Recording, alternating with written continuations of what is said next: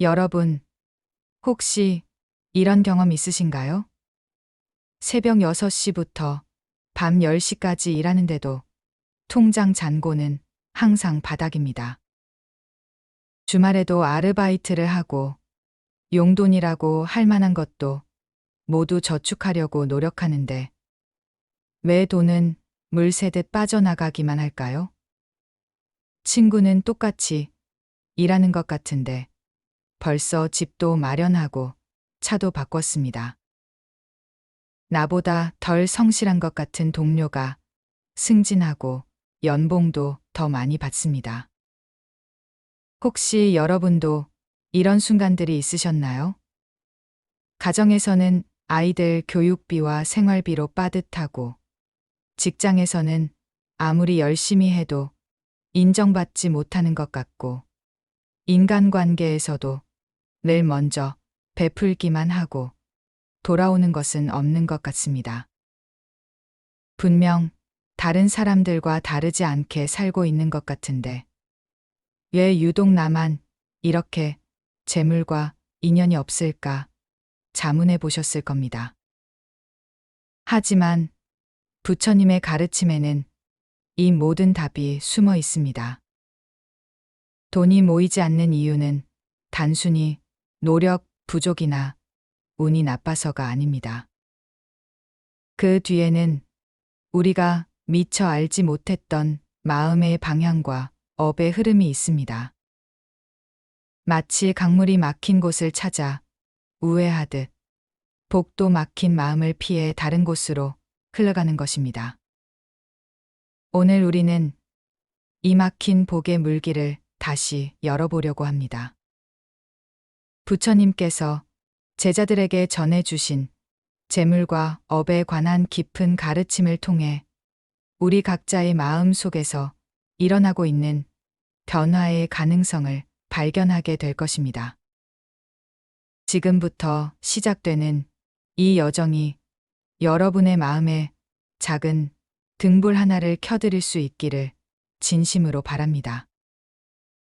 어느 고요한 저녁, 한 제자가 부처님께 가가와 무릎을 꿇고 말씀드렸습니다. 세존이시여, 저는 정말 궁금합니다. 제가 아는 한 상인이 있는데 그는 남을 속이거나 거짓말을 하지도 않고 성실하게 장사를 합니다. 하지만 언제나 빚에 시달리고 사업이 번번이 실패합니다.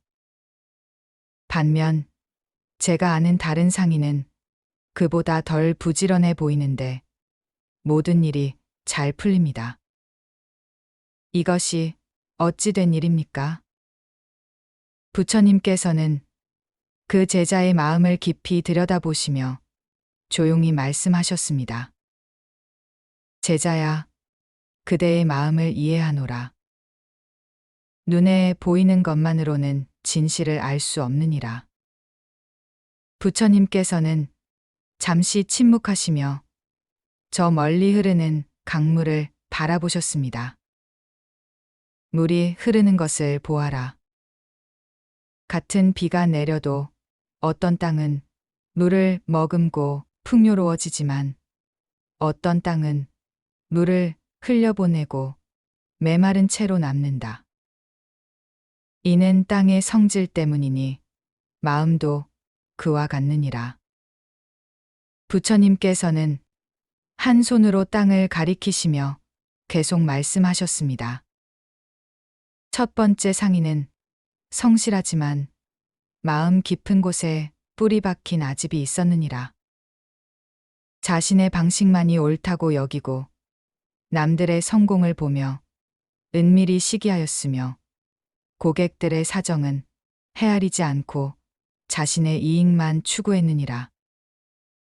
제자는 놀란 표정으로 말했습니다. 하지만 스승님, 그는 겉보기에는 매우 선량해 보였습니다. 그렇다. 하지만 재물은 겉모습을 보고 오는 것이 아니라 마음의 그릇을 보고 오느니라. 두 번째 상인은 비록 덜 바빠 보이지만 항상 상대방을 먼저 생각하고 작은 이익보다 신뢰를 쌓는 것을 중요히 여겼으며 어려운 일을 보면 자연스럽게 도움의 손길을 내밀었느니라. 부처님께서는 따뜻한 미소를 지으시며 말씀을 이어가셨습니다. 이렇게 하라. 오늘부터 하루에 한 번씩만이라도 다른 사람의 형편을 먼저 생각해보고 작은 것이라도 나누려는 마음을 가져보거라. 그리고 남의 성공을 볼 때마다 저분도 행복하시니 다행이다라고 진심으로 기뻐해보거라. 제자는 깊이 감동하며 말했습니다. 스승님, 이제야 깨달았습니다. 저도 지금까지 성실하기만 하면 된다고 생각했는데 마음의 방향이 잘못되어 있었습니다. 며칠 후 같은 제자가 다시 부처님께 여쭈었습니다. 세존이시여, 그런데 또 다른 궁금한 점이 있습니다. 제가 마음을 바꾸려고 노력하고 있는데 왜 아직도 재물의 흐름이 막혀 있는 것 같습니까? 좋은 마음을 가지면 바로 달라질 줄 알았습니다. 부처님께서는 자비로운 눈빛으로 제자를 바라보시며 말씀하셨습니다. 제자야, 그대의 간절함을 느낄 수 있노라. 하지만 급한 마음이 도리어 복의 길을 막을 수도 있느니라. 부처님께서는 정원 한쪽에 자라고 있는 나무를 가리키셨습니다. 저 나무를 보아라. 씨앗을 심어도 내일 당장 열매가 열리지 않는다.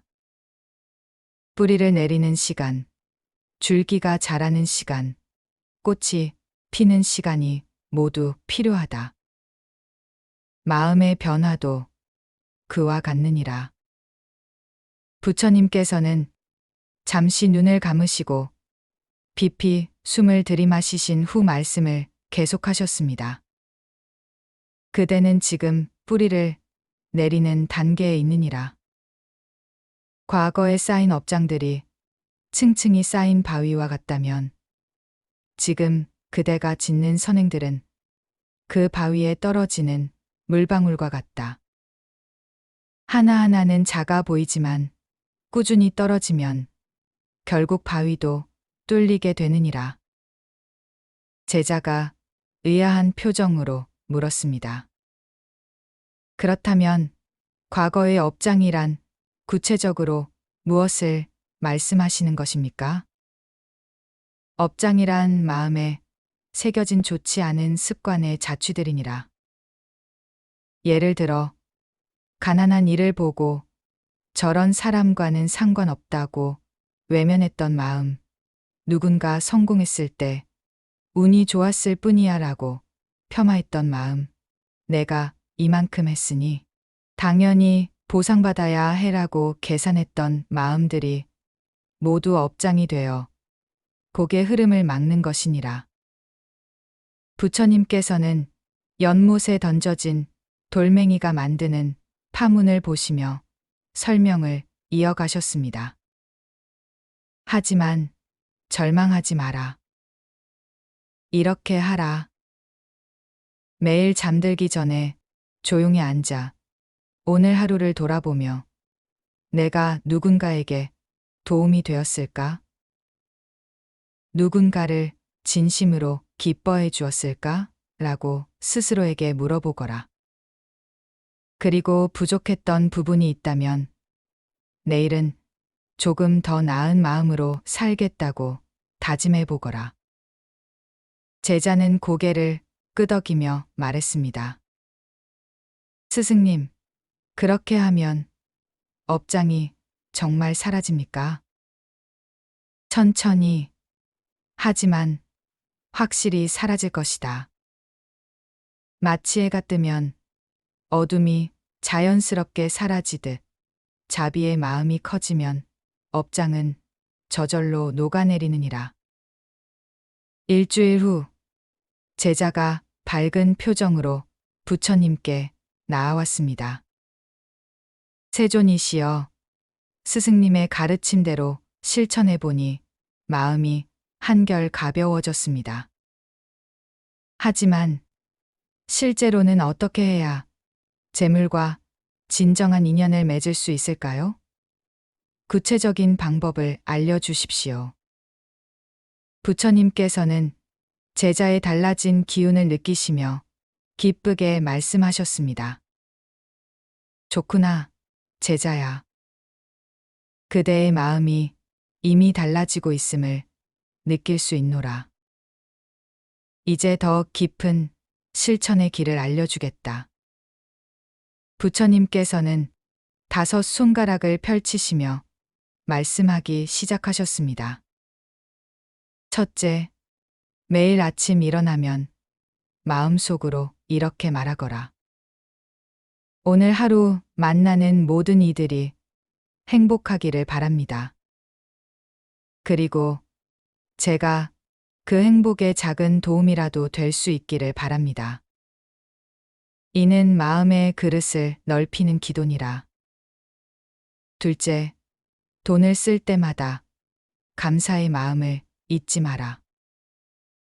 이 돈으로 누군가가 생계를 이어갈 수 있고 나도 필요한 것을 얻을 수 있으니 감사합니다라고 생각하거라.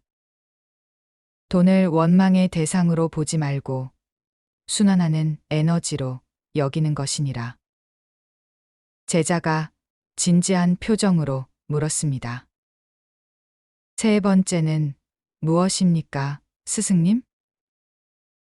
셋째, 일주일에 한 번은 자신보다 어려운 처지의 사람을 도우려 노력하거라.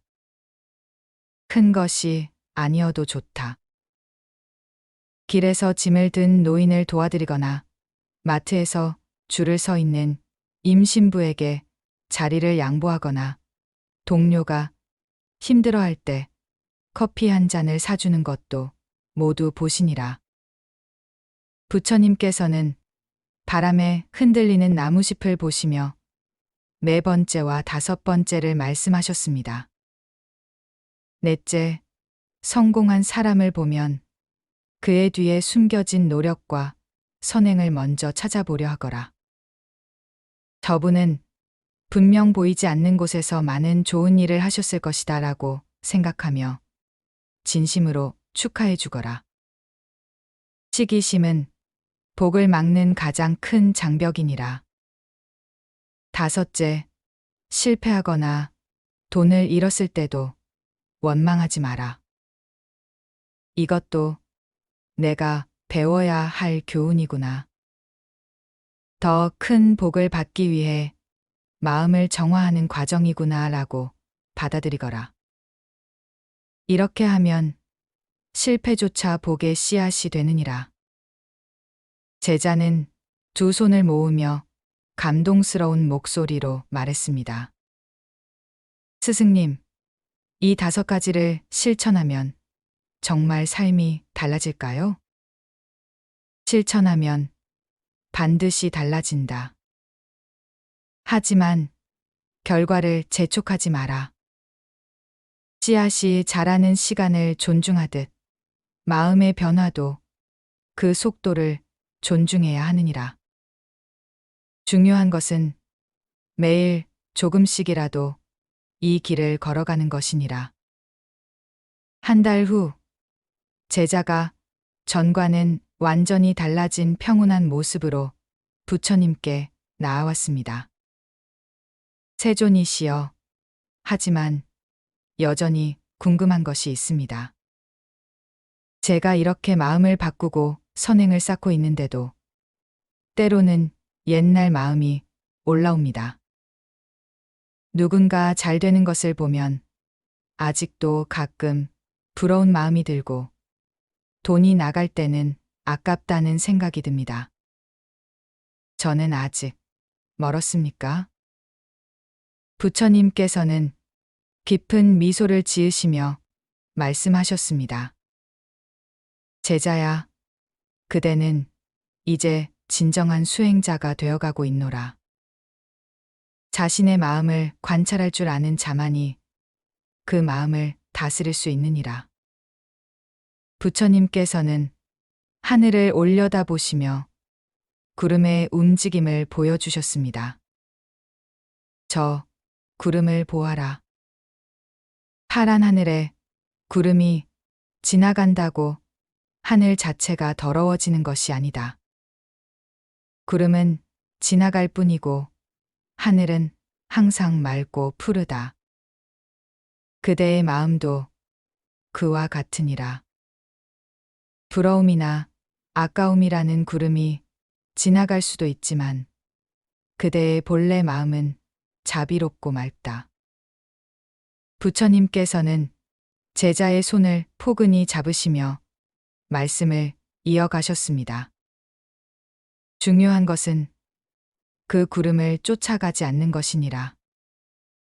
아, 지금 부러운 마음이 올라오는구나.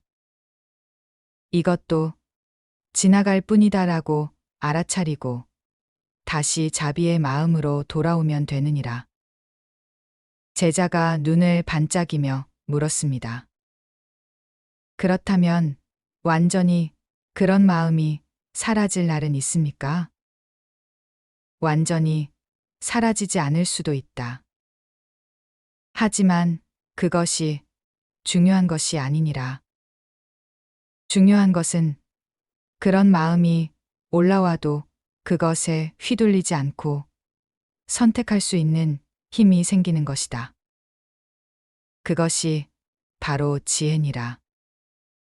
부처님께서는 정원의 연꽃을 가리키시며 깊은 가르침을 주셨습니다. 진흙 속에서 피어나는 연꽃을 보아라. 연꽃은 진흙을 미워하지 않는다. 진흙이 있기에 더욱 아름답게 피어날 수 있음을 안다. 그대의 부족한 마음들도 그와 같다. 그것들이 있기에 더욱 깊은 자비를 배울 수 있고 더욱 겸손해질 수 있으며 더욱 지혜로워질 수 있는 것이니라. 부처님께서는 마지막으로 제자에게 가장 깊은 가르침을 전해주셨습니다. 재물이 모이지 않는 진정한 이유는 재물 자체에 집착하기 때문이니라. 재물을 목적으로 여기는 순간 재물은 도망간다. 하지만 재물을 다른 이들과 나누고 좋은 일을 하는 도구로 여길 때 재물은 자연스럽게 찾아온다. 제자는 깊은 깨달음의 빛이 얼굴에 스며들며 말했습니다. 스승님, 이제야 진정으로 알겠습니다. 제가 그토록 원했던 것은 돈 자체가 아니라 돈이 주는 안정감과 자유로움이었습니다. 그런데 그것은 마음의 평안에서 오는 것이었군요. 그렇다, 제자야. 그대는 마침내 길을 찾았노라.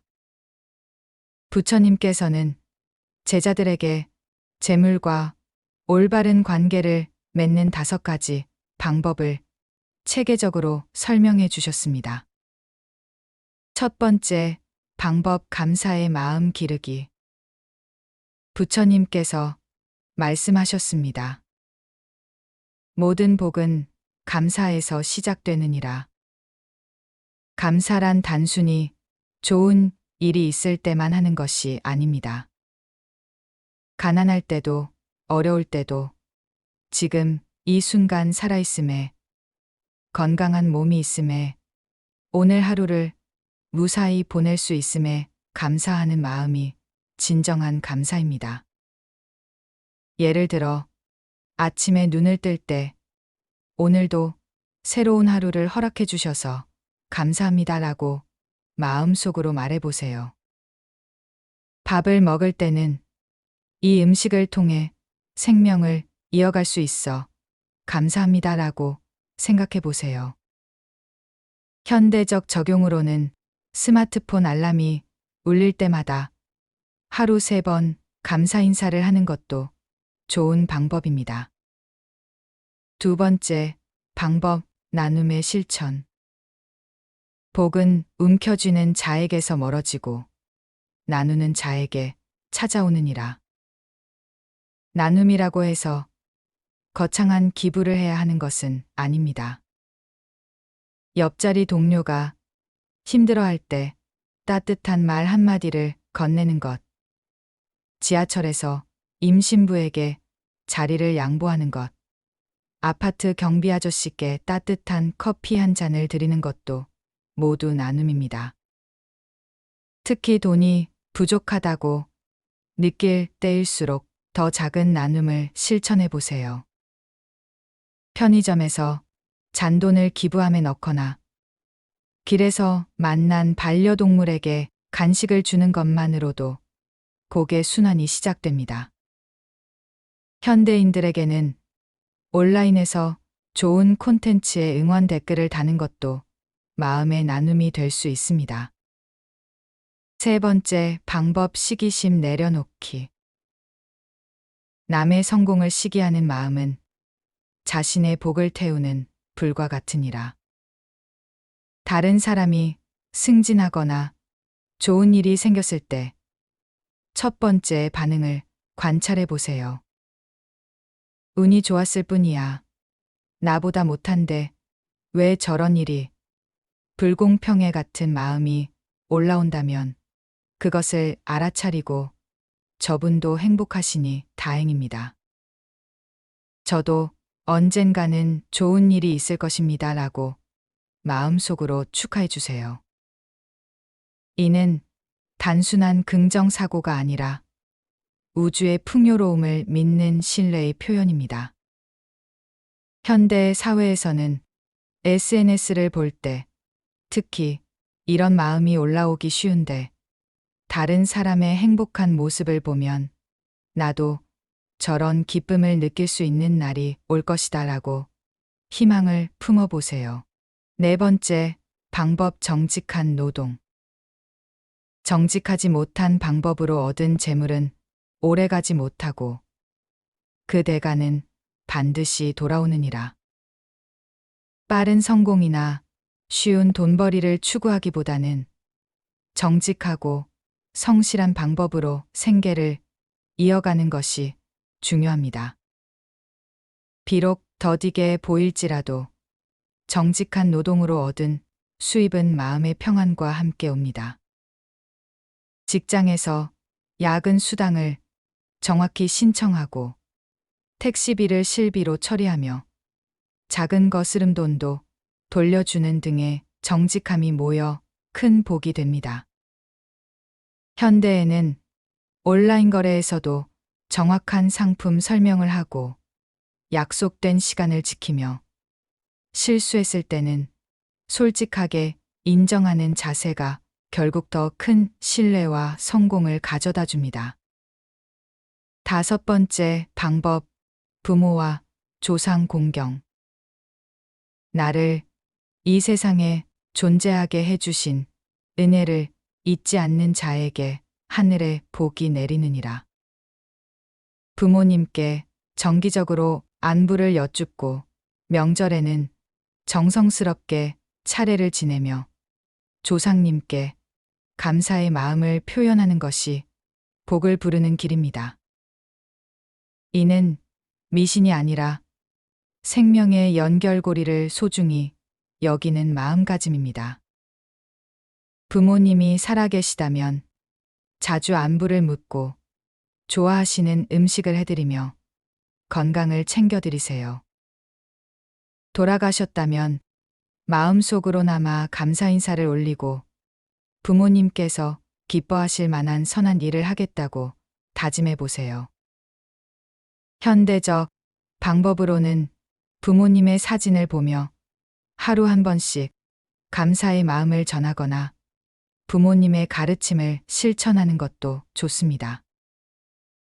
오늘 우리가 배운 것은 참으로 소중한 가르침입니다. 돈이 모이지 않는 이유는 단순히 노력 부족이나 운이 나빠서가 아니라 우리 마음 깊은 곳에 자리 잡은 업장과 잘못된 마음가짐 때문입니다. 감사의 마음 기르기, 나눔의 실천, 시기심 내려놓기, 정직한 노동, 부모와 조상 공경하기. 이 5가지가 바로 막힌 복의 물길을 다시 트는 열쇠입니다. 작은 것부터 시작해 보세요. 오늘부터 아침에 눈을 뜰 때 감사 인사 한번, 하루에 한 사람에게라도 따뜻한 말 한마디, 다른 사람의 성공을 진심으로 축하해주는 마음 하나만이라도 실천해 보시기 바랍니다. 완벽하지 않아도 괜찮습니다. 실수해도 괜찮습니다. 중요한 것은 지금 이 순간부터 시작하는 것입니다. 매일 조금씩 꾸준히 하루 한 번만이라도 이 가르침을 마음에 새기며 살아보세요. 여러분도 충분히 괜찮습니다. 지금까지 열심히 살아오신 그 자체로도 이미 소중한 분들입니다. 다만 이제는 그 성실함에 바른 마음의 방향을 더해 보시기 바랍니다. 탐욕을 비우고 감사를 채우며 시기를 멈추고 자비를 키워가시기 바랍니다. 작은 변화가 모여 큰 복이 되고 그 복이 여러분의 삶을 따뜻하게 감싸 안을 것입니다. 부처님께서 말씀하신 대로 마음이 바뀌면 운명도 바뀝니다. 여러분의 마음에서 시작된 작은 변화가 가정에, 직장에, 인간관계에 조용하지만 분명한 변화를 가져다 줄 것입니다. 오늘 영상이 도움이 되셨다면 구독과 좋아요, 그리고 알림 설정으로 더 많은 분들께 이 소중한 가르침이 전해질 수 있도록 도와주세요. 여러분의 작은 손길 하나가 누군가에게는 큰 위로와 희망이 될 수 있습니다. 그리고 댓글창에 복은 감사하는 마음에서 자랍니다 라고 한 줄만 남겨주세요. 여러분의 다짐이 다른 누군가에게도 용기가 될 것입니다. 당신의 하루에 자비와 평안이 깃들길 바랍니다. 감사합니다.